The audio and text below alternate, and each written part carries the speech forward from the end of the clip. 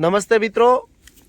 તો ખારેકની અંદર સૌથી અગત્યનું કામ એ પોલિનેશન કરવાનું છે, મતલબ કે નરાવાનું।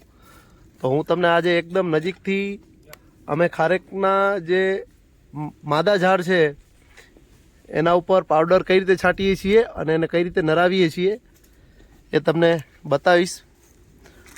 જો તમને દેખાઈ રહ્યું છે અહીંયાથી કે મારી સાથે છે સગાભાઈ, ને સગાભાઈ આને નરાવાનું કામ કરશે।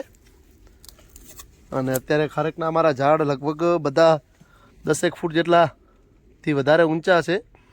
તો એ કામ બહુ અગત્યનું છે। ઘણા બધા મિત્રો એવું કહેતા હોય છે કે ખારેકના તમે આટલા ભાવ કેમ લ્યો છો? તો મિત્રો આ તમે જુઓ કે કેટલું અઘરું કામ છે, ત્યારે આ શક્ય બનતું હોય છે। તો આપણે હવે કઈ રીતે હાથો ફાટ્યો છે અને કેટલા ટાઈમનો છે અને એને કઈ રીતે નરાવો એ હું તમને બતાવું। મિત્રો ઘણા બધા ખેડૂતો મને જે નવા છે ખારેકની અંદર એ ફોટો મૂકતા હોય છે કે હવે આની અંદર શું કરવું। તો આ તમે એકદમ નજીકથી જોઈ શકો છો કે હાથા આવે ત્યારે આ ટાઈપના હોય, આ રહ્યો એ હાથો છે, અને પછી એ ફૂટે ત્યારે આ ટાઈપનો થાય છે। આ એનું બીજા નંબરનું સ્ટેજ છે, અને એના પછીનું સ્ટેજ છે એ આ છે, અને એના પછીનું સ્ટેજ છે એ આ રહ્યું છે। હું એકદમ નજીક છું એટલા માટે થોડો વિડીયો બનાવવો મુશ્કેલ પડી રહ્યો છે, અને તમને કદાચ બરાબર નહીં દેખાતું હોય, તેમ છતાં જોઈ શકો છો કે હાથો ફાટ્યા પછી આ રીતનું નીકળે। આ ગઈકાલના ફાટેલા છે, અને આ જે છે એ 3 દિવસ થયેલા છે। વધુમાં વધુ 5મા દિવસ સુધીમાં નર છંટાઈ જવો જોઈએ, તો જે હાથા ઉપર ખારેક પકડાય, નહીં તો ખારેક પકડાતી હોતી નથી। અને આ સાથે જો આ નરના પુષ્પો છે જે એના ઉપર છાંટવાના છે, તો આ જે નરના પાવડર છે એ છાંટી અને કઈ રીતે ફલિનીકરણ કરવું એ હું તમને બતાવું। સગાભાઈ કાપો। સૌથી પહેલાં આ રીતના એના જે કવર છે એ કાપી લેવાના હોય છે।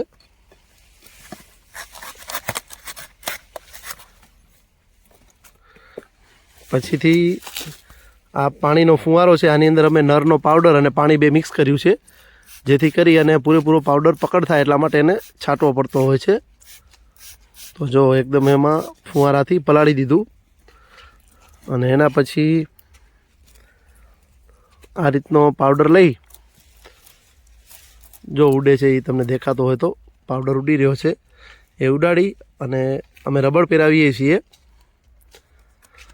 ઘણા બધા ખેડૂતો એ આના ફળાની પત્તા હોય છે એ પણ પહેરાવતા હોય છે। સગાભાઈ બીજો એક કરો, કારણ કે અમે પણ પહેલાં એ જ કરતા હતા પત્તા, પરંતુ પત્તાને પછી કાપવા પડતા હાથા ઉપર, એટલા માટે અમે રબડ પહેરાવવાના ચાલુ કર્યા। રબડથી મોટો ફાયદો એ થયો કે એક તો એને કાપવા નથી જવું પડતું, અને જેમ જેમ સમય જાય એમ એ મોટા થતા જાય, અને હાથો એકદમ મોટો થઈ જાય એટલે રબડ તડકાથી તૂટી જતું હોય છે। તો આ જો હવે આ બીજો જે હાથો છે એને અમે નરાવી રહ્યા છીએ। તો એમાં પણ આ પાણી છાંટ્યું, અને સૌથી શ્રેષ્ઠ સમય છે આ ભૂરા કલરના જ્યારે દાણા થાય ત્યારે જો એને નરાવી દઈએ તો સૌથી શ્રેષ્ઠ ટાઈમ છે। આમાં હું પણ હજી 1 દિવસ લેટ છું, કારણ કે ખારેકો ઘણી બધી છે, એના કારણે એકાદ દિવસ લેટ થઈ જવાતું હોય છે। તો આ જો નરના પુષ્પો ઉપર છાંટી પાવડર, અને પછી અંદર મૂકી દેવાનું, અને રબડ પહેરાવી દીધી। અને સગાભાઈ ગણતા પણ હશો ને કેટલા થયા? કેટલા આજે તમે છાંટ્યા છે? 99 થયા તમારા આજે સવારથી માંડીને અત્યાર સુધી। રોજના કેટલા 200 જેવા તમે છાંટી નાખો છો એક જ? સાંજને સવાર। મિત્રો અમે ગણતરી પણ કરીએ છીએ બીજું છાંટો હજી। એનું કારણ એ છે કે અમને જે આ કાગળની બેગો છે એ પણ અમે એ પ્રમાણે મંગાવી શકીએ કે આટલો અંદાજ રહે। અને બીજા નંબરે જે આપણે ખાસ કરીને પ્લાસ્ટિકની બેગો પહેરાવવાની હોય એ મોંઘી આવતી હોય છે, એટલે કેટલા હાથા છે એના આધારે અમે એ પણ નક્કી કરી શકીએ કે કેટલી બેગો જોઈશે, અને ઉત્પાદનનો પણ અંદાજ લગાવી શકીએ।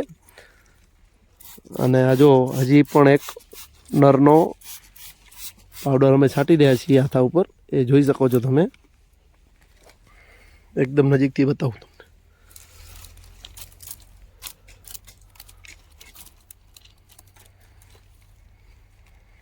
અને આ પહેરાયા પછી રબર પહેરાયા પછી અમે એક ટીમ એવી છે કે જે ફક્ત ને ફક્ત ખાખી બેગો પહેરાવાનું કામ ચાલુ રાખે છે અને ખાખી બેગોની અંદર પણ અમે સ્ટેપલર મારીએ છીએ અને આ બેગો જેમ જેમ ખારેકનો હાથો મોટો થશે એમ એમ મોટી થતી જશે અને ઓટોમેટિકલી તૂટી જતી હોય છે અને ઘણા બધા એમ પૂછે છે કે આ ખારેકની બેગો શું કામ પહેરાવી જરૂરી છે તો અમે 2 વર્ષ 3 વર્ષના એક્સપિરિયન્સ કર્યા પછી અમને એની ક્વોલિટી બહુ સારી લાગી ખારેકની, જેની અંદર અમે કાગળની બેગ પહેરાવીએ છીએ એટલા માટે બધામાં પહેરાવી રહ્યા છીએ. તમે બાજુમાં જોઈ શકો છો બીજા ઝાડોની અંદર પણ બેગ પહેરાવેલી છે અને ત્યાં પણ માણસો નર છાંટી રહ્યા છે. ઉપર દેખાય છે તમને અને તમને હું ખારેકનું ઝાડ નીચેથી પણ બતાવું કે જો કેટલા ઉપર ચડ્યા છીએ. હવે આ બાજુના પણ આથાઓ ફૂટી રહ્યા છે, એમાં પણ અમે નરાવવાનું ચાલુ છે. આ રીતનો ફૂટે વચ્ચે દેખાઈ રહ્યો છે એ રીતનો પછી એને કવર કાઢી અને નરાવી શકાય, એટલે એ પણ ખાસ ધ્યાન રાખવાની વસ્તુ હોય છે કે ક્યારે નરાવવું. જે ઝાડ ઉપર ચડીને મેં તમને નરાવવાની પ્રક્રિયા બતાવી એ ઝાડ ઉપર સગાભાઈ છે અને નીચેથી એ ઝાડ આવું લાગી રહ્યું છે, જોઈ શકો છો તમે.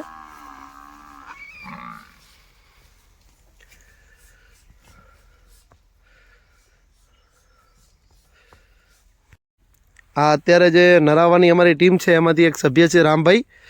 તો એક હાથમાં દાંતરડું, બીજા હાથમાં ફુવારો, બરોબર રામભાઈ? અને આની અંદર નર છે અને રબર ખીચામાં છે અને જરૂર પડે એ હાથમાં પહેરાવી દેવાના અને રબર ગણીને લઈ લેવાના. એના આધારે નક્કી થાય કે આટલા હાથા થઈ ગયા. કેટલા છાંટો છો તમે રોજ? 100 ઉપર એક ટાઈમના. બપોર પછી એટલે 200 હાથા રોજ. બરોબર.